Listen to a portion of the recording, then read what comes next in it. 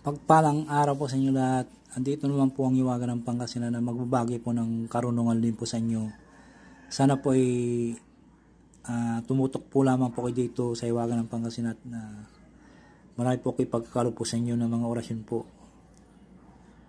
At sana po ay pakitulong po, pakisubscribe, pakilike and share po.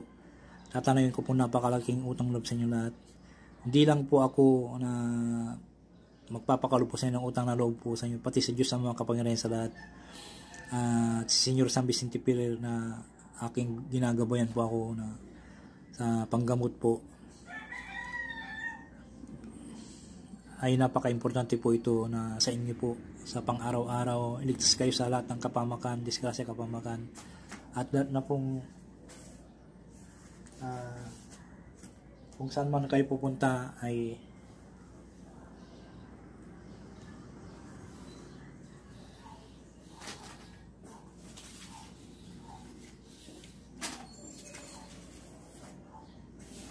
saan kayo pupunta ay palagi po kayong ligtas sa lahat ng kapamakan.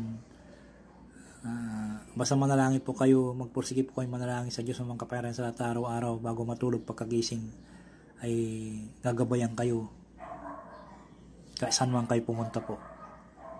Ang mga binabagi ko po dito po ay subok na po, kaya pakaingatan po lagi.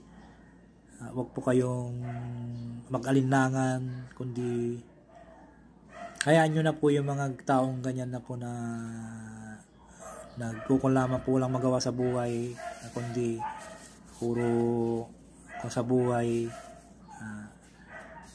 nagsisira po. Hayaan nyo lang, basta magdasal po kayo lamang po sa Diyos ng makapangyarihan sa lahat at gagabayan po kayo sa araw-araw. Ang ipagkakalog ko po sa inyo ay orasyon panawag sa ating Panginoong Diyos si Jesucristo sa oras ng kagipitan at panggagamot po. Napaka-importante po ito na ipapakalo po sa inyo. Orasyon panawag sa ating Panginoong Jesucristo sa oras ng kagipitan at panggagamot. Usalin lamang po, sisipan lamang po ng 3 bisis at ipo sa dibdib ng pakrus po. Narito po ang orasyon po. Master Agla Sagrado Corazon Senyor Jesucristo Emmanuel Sagrado Depende Mi Salvame Igusum. Master Agla Sagrado Corazon Senyor Jesucristo Emmanuel Sagrado Depende Mi Salvame Igusum.